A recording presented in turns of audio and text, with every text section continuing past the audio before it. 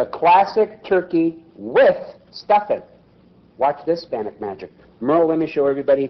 Everybody asks. Now, where are you going to put stuffing in with the Spanek vertical roaster? Everybody always asks me that. One thing that you can't do, you can't stick it in the inside. It defeats the whole purpose. Because that's where the wires are pushing and everything else. So what you have the opportunity to do is you can take your favorite stuffings, make them up any way you want, and you stick them on the top.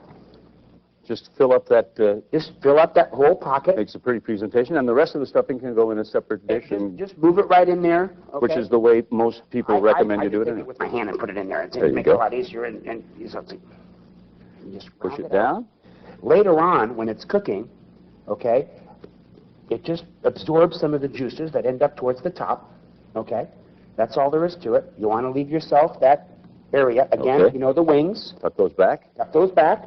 Okay, the rest of the stuffing you can do in a little pan. Do it on the side, and you can control it. You want to put your stuffing in, maybe like an hour before your turkey's done and so forth.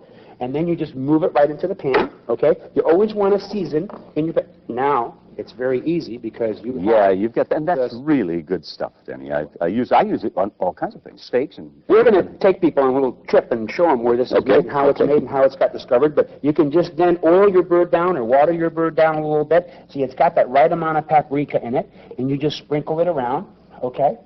And you just move it all around the bird. That's low sodium seasoning, too, isn't it? So for those people who are... And one of the things, no basting whatsoever. You don't baste. Okay? It sort of bastes itself. It bastes itself. You don't have to keep going back.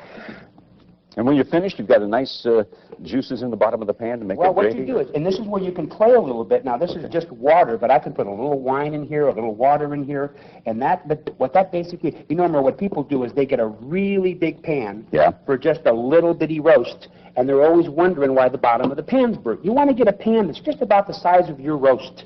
And no bigger, because then it won't evaporate. Put a little more water in there. Okay. And now, two things happen with this little bit of water. One, you get the basis for a nice gravy, and two, it doesn't spatter, and you don't get your oven over. Exactly. Well, hand me that little piece of aluminum foil right there. Because the only thing that you might want to do is about halfway through cooking, when it starts to get a little dark on top. Starts to get a little dark on top, because all ovens have a tendency to do that. You just put a little aluminum foil on the top. Poke that hole so the air keeps... And you put it back in and you finish it off. You do about 400 degrees for half an hour.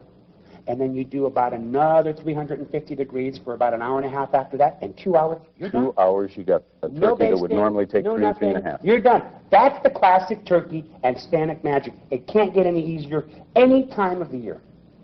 And half the time.